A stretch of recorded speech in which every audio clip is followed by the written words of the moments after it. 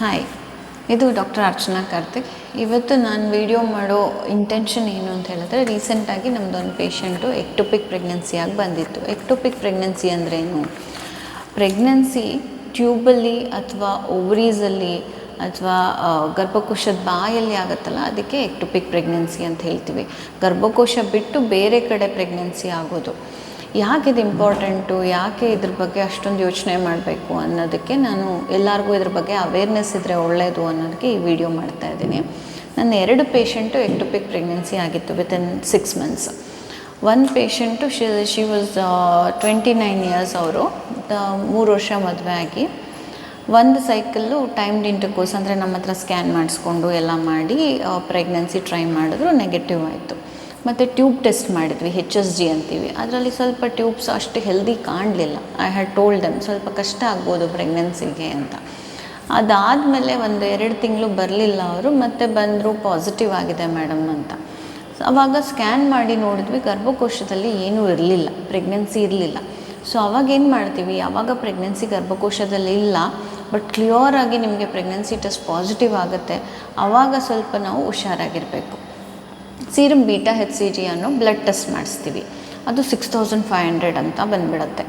ಯಾವಾಗ 5000ಕ್ಕಿಂತ ಜಾಸ್ತಿ ಇರುತ್ತೆ ಆವಾಗ ನಾವು ಮತ್ತೆ ಅವರಿಗೆ ಕೌನ್ಸಿಲಿಂಗ್ ಮಾಡಬೇಕಾಗತ್ತೆ. ನೋಡಿ ಈ ಥರ ದೊಡ್ಡದಾಗಿ ಆವಾಗ ಮತ್ತೆ ಸ್ಕ್ಯಾನ್ ಮಾಡಿ ನೋಡಿದ್ರೆ ಗರ್ಭಕೋಶದಲ್ಲಿ ಇಲ್ಲ, ರೈಟ್ ಸೈಡು ಟ್ಯೂಬ್ ಪಕ್ಕ, ಅಂದರೆ ಟ್ಯೂಬ್ ಇನ್ನೇನು ಸ್ಟಾರ್ಟ್ ಆಗುತ್ತೆ ಆ ಜಾಗದಲ್ಲಿ ಗರ್ಭಕೋಶದ ಪಕ್ಕದಲ್ಲಿ ನಾಳಗಳಿರುತ್ತಲ್ಲ ಅದರಲ್ಲಿ ಪ್ರೆಗ್ನೆನ್ಸಿ ಆಗಿತ್ತು. ಅಲ್ಲಿರುವಾಗ ಯಾಕೆ ನಾವು ಅಷ್ಟೊಂದು ಯೋಚನೆ ಮಾಡಬೇಕು, ಯಾಕೆ ಅದು ಕಂಟಿನ್ಯೂ ಆಗಲ್ವಾ, ಡೆಲಿವರಿ ಆಗಲ್ವಾ ಅಂತ ಕೇಳ್ತಾರೆ. ಇಲ್ಲ, ಗರ್ಭಕೋಶ ಆದರೆ ಇಷ್ಟಿದ್ದು ಇಷ್ಟು ದೊಡ್ಡದಾಗ್ತಾ ಬರುತ್ತೆ. ಅದೇ ಟ್ಯೂಬಿಗೆ ಆ ಕೆಪಾಸಿಟಿ ಇರೋದಿಲ್ಲ, ಅದು ತುಂಬ ಚಿಕ್ಕದಾಗಿರುತ್ತೆ. ಅದು ಹೀಗೆ ಬೆಳೀತಾ ಬೆಳೀತಾ ಗರ್ಭಕೋಶದಲ್ಲಿ ಪ್ರೆಗ್ನೆನ್ಸಿ ಜಾಸ್ತಿ ಬೆಳ್ಕೊಂಡು ಹೋದರೆ ಅದು ಒಡ್ಕೊಂಡ್ಬಿಡುತ್ತೆ.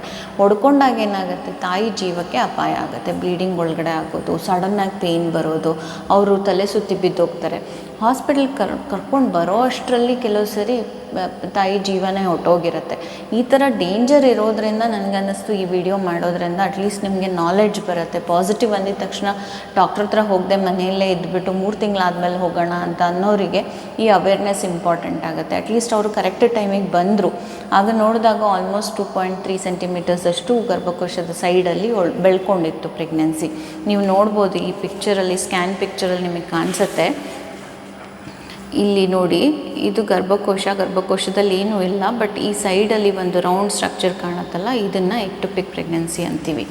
ಸೊ ಈ ಪೇಷಂಟಿಗೆ ನಾವೇನು ಮಾಡಿದ್ವಿ, ಹೇಳಿದ್ವಿ 6500 ಕ್ರಾಸ್ ಆಗಿರೋದ್ರಿಂದ ನಿಮಗೆ ಸರ್ಜರಿನೇ ಮಾಡಬೇಕು ಅಂತ. ಆಮೇಲೆ ಸರ್ಜರಿ ಮಾಡಿದಾಗ ನಾವೇನು ಮಾಡಿದ್ವಿ, ಆ ಟ್ಯೂಬ್ನ ತೆಗೆದ್ವಿ. ಟ್ಯೂಬ್ ಉಳಿಸಿದ್ರೆ ಏನು ಪ್ರಯೋಜನ, ಅದನ್ನು ಯೋಚನೆ ಮಾಡಬೇಕು. ಟ್ಯೂಬ್ ಉಳಿಸ್ಬಿಡಿ ಮೇಡಮ್, ಬರೀ ಪ್ರೆಗ್ನೆನ್ಸಿ ಮಾತ್ರ ತೆಗೀರಿ ಅಂತಾರೆ.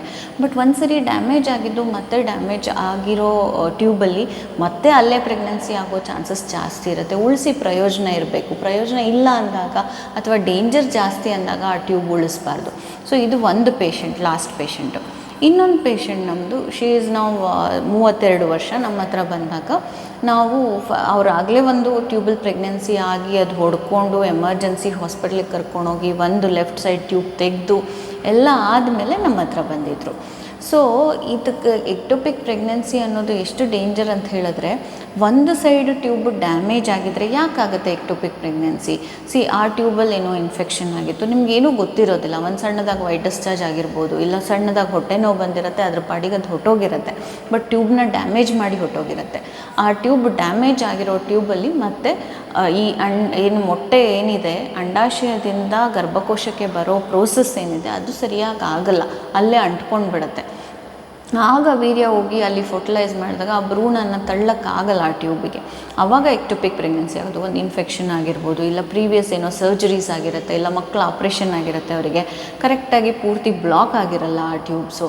ಇಲ್ಲ ನಮಗೆ ಹುಟ್ಟುತ್ತಾನೆ ಟ್ಯೂಬ್ ಸ್ವಲ್ಪ ಪ್ರಾಬ್ಲಮ್ ಆಗಿ ಅದು ನಾರ್ಮಲ್ ಶೇಪು, ನಾರ್ಮಲ್ ಸ್ಟ್ರಕ್ಚರ್ ಆಗಿರೋದಿಲ್ಲ, ಹಿಂಗೆಂಗೋ ಬೆಂಡ್ ಆಗಿರೋದು ಆ ಥರ ಇರುತ್ತೆ. ಬೆಂಡ್ ಆದಾಗ ಏನಾಗುತ್ತೆ, ಈ ಕಡೆ ಗರ್ಭಕೋಶಕ್ಕೆ ಬರೋಕ್ಕಾಗಲ್ಲ. ಆವಾಗೇನಾಗುತ್ತೆ, ಅಲ್ಲೇ ಪ್ರೆಗ್ನೆನ್ಸಿ ಆಗಿ ಅದು ಬೆಳ್ಕೊಂಡು ಒಡ್ಕೊಳ್ಳೋ ಚಾನ್ಸಸ್ ಇರುತ್ತೆ. ನಿಮಗೆ ಎಷ್ಟು ಬೇಗ ಪ್ರೆಗ್ನೆನ್ಸಿ ಗೊತ್ತಾಗುತ್ತೆ ಅಷ್ಟು ಬೇಗ ಡಾಕ್ಟ್ರ್ ಹತ್ರ ಹೋಗಿ ಸ್ಕ್ಯಾನ್ ಮಾಡಿಸೋದು ತುಂಬ ಒಳ್ಳೆಯದು. ಈ ಥರ ಆಗಬಾರ್ದು ಅಂತ ಹೇಳಿದ್ರೆ. ಈ ಪೇಷಂಟ್ ಏನು ಮಾಡಿದ್ರು, ಒಂದು ಸರಿ ಎಕ್ಟೋಪಿಕ್ ಆಗಿತ್ತು, ಒಂದು ಸೈಡು ಟ್ಯೂಬು ತೆಗೆದಿದ್ರು. 32 ವರ್ಷ ಕೂಡ ಆಗಿತ್ತು. ಸೊ ನಾವೇನು ಹೇಳಿದ್ವಿ, ಇನ್ನೊಂದು ಸರಿ ಎಕ್ಟೋಪಿಕ್ ಆಗೋ ಚಾನ್ಸಸ್ ಜಾಸ್ತಿ ಇರುತ್ತೆ. ಆಮೇಲೆ ಟ್ಯೂಬ್ ಅದು ಚೆನ್ನಾಗಿ ಫಂಕ್ಷನ್ ಆಗ್ತಿರಲ್ಲ.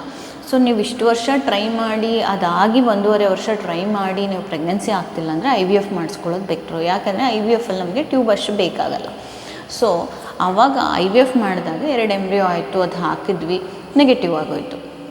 ಸೊ ಒಂದೇ IVFಲ್ಲಿ ನಿಲ್ಲಿಸಬಾರ್ದು, 2 ಅಥವಾ 3 IVF ಮಾಡಬೇಕಾಗತ್ತೆ ಒಂದೊಂದ್ಸರಿ ಪ್ರೆಗ್ನೆನ್ಸಿಗೋಸ್ಕರ. 2ನೇ ಸೈಕಲ್ ಹೇಳಿದಾಗ ಅವ್ರು ಹೇಳಿದ್ರು ಬೇಡ, ನಾವು ನ್ಯಾಚುರಲಾಗಿ ಟ್ರೈ ಮಾಡ್ತೀವಿ ಅಂತ.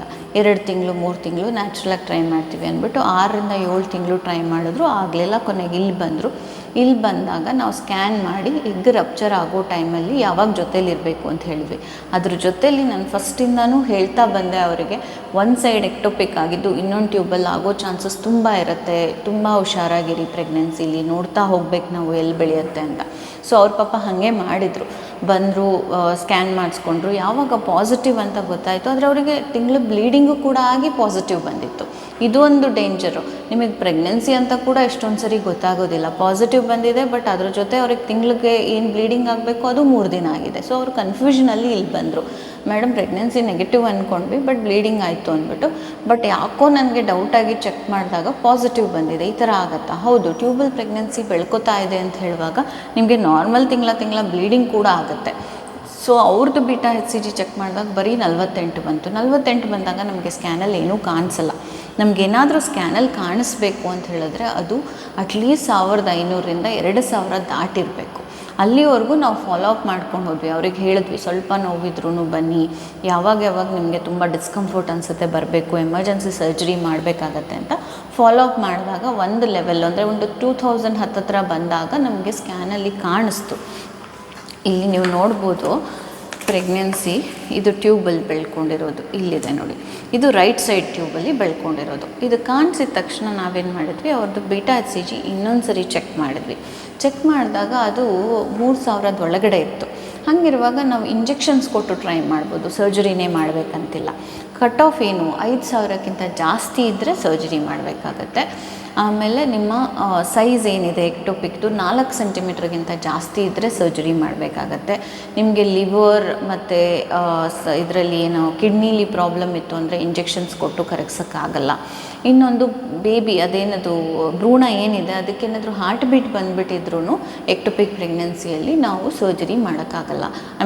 ಇಂಜೆಕ್ಷನ್ಸ್ ಕೊಡೋಕ್ಕಾಗಲ್ಲ, ನಾವು ಸರ್ಜರಿನೇ ಮಾಡಬೇಕಾಗತ್ತೆ. ಬಟ್ ಈ ಪೇಷಂಟ್ಗೆ ಇಂಜೆಕ್ಷನ್ ಕೊಡ್ಬೋದಿತ್ತು. ಇಂಜೆಕ್ಷನ್ ಕೊಟ್ಟಿದ ಮೇಲೆ ಮುಗೀತು ಅಂತಲ್ಲ, 1 ಡೋಸ್ ಇಂಜೆಕ್ಷನ್ ಕೊಟ್ಟ ಮೇಲೆ ಮತ್ತೆ ನಾವು ಒಂದು 3 to 5 ಡೇಸ್ ಆದಮೇಲೆ ರಿಪೀಟ್ ಮಾಡಿ 15% ಅಟ್ಲೀಸ್ಟ್ 10 to 15% ಡ್ರಾಪ್ ಆಗಿರಬೇಕು. ಆಗ ನಾವು ಕಂಟಿನ್ಯೂಸ್ ಆಗಿ ಮಾನಿಟ್ರಿಂಗ್ ಮಾಡಿ ನೆಗೆಟಿವ್ ಆಗೋವರೆಗೂ ಡಾಕ್ಟರ್ ಜೊತೆ ಕಾಂಟ್ಯಾಕ್ಟಲ್ಲಿ ಇರಬೇಕು. ನೀವು ಎಲ್ಲೂ ಟ್ರಾವೆಲ್ ಮಾಡಬಾರ್ದು, ಆ ಥರ ಎಲ್ಲ ರೆಸ್ಟ್ರಿಕ್ಷನ್ಸ್ ಇಟ್ಕೋಬೇಕು, ಸೇರಬಾರ್ದು, ಮತ್ತು ತುಂಬ ಸ್ಟ್ರೆನಿಯಸ್ ಎಕ್ಸಸೈಸಸ್ ಮಾಡಬಾರ್ದು. ಇದೆಲ್ಲ ನೋಡಿಕೊಂಡು follow up scans blood test ಮಾಡ್ಕೊಂಡು ಹೋಗಬೇಕು. ಇದರಿಂದ ಅಟ್ಲೀಸ್ಟ್ ನಿಮ್ಮ ಟ್ಯೂಬ್ಸು ಸೇವ್ ಆಗುತ್ತೆ. ಸೇವ್ ಆದ್ರೂ ನೆಕ್ಸ್ಟ್ ಟೈಮ್ ಎಕ್ಟೋಪಿಕ್ ಆಗೋ ಚಾನ್ಸಸ್ ಇರುತ್ತೆ. ಹೋಪ್ ಈ ವಿಡಿಯೋಯಿಂದ ನಿಮಗೆ ಅವೇರ್ನೆಸ್ ಬಂದಿರುತ್ತೆ. ಪಾಸಿಟಿವ್ ಆಗಿದ ತಕ್ಷಣ ದಯವಿಟ್ಟು ನಿಮ್ಮ ಡಾಕ್ಟರ್ನ ಫಸ್ಟ್ ಮೀಟ್ ಮಾಡಿ ಅಂತ ಹೇಳೋಕ್ಕೆ ಇಷ್ಟಪಡ್ತೀನಿ. ನಿಮ್ಗೆ ಇದ್ರ ಬಗ್ಗೆ ಇನ್ನೂ ಡೌಟ್ಸ್ ಇತ್ತು, ನೀವು ಏನಾದರೂ ಈ ಥರ ಪ್ರಾಬ್ಲಮಲ್ಲಿ ಇದ್ರಿ ಅಂದರೆ Om care fertility and research centre ಅಂತ ಬನಶಂಕರಿಲಿದೆ. ನಮ್ಮನ್ನು ಕಾಂಟ್ಯಾಕ್ಟ್ ಮಾಡ್ಬೋದು, ಬುಕ್ ಮಾಡ್ಬೋದು. ನಿಮ್ಮ ಕಮೆಂಟ್ಸ್ ಏನಿದೆ, ಡೌಟ್ಸ್ ಏನಿದೆ ಇಲ್ಲಿ ಕೇಳ್ಬೋದು. ನಮ್ಮ ಚಾನಲ್ನ ಸಬ್ಸ್ಕ್ರೈಬ್ ಮಾಡಿದ್ರೆ ಈ ಥರ ಮೆನಿ ವೀಡಿಯೋಸ್ ನಿಮಗೆ ಅವೇರ್ನೆಸ್ ಕೊಡೋ ಅಂಥದ್ದು ಕೊಡ್ತೀವಿ. Thank you.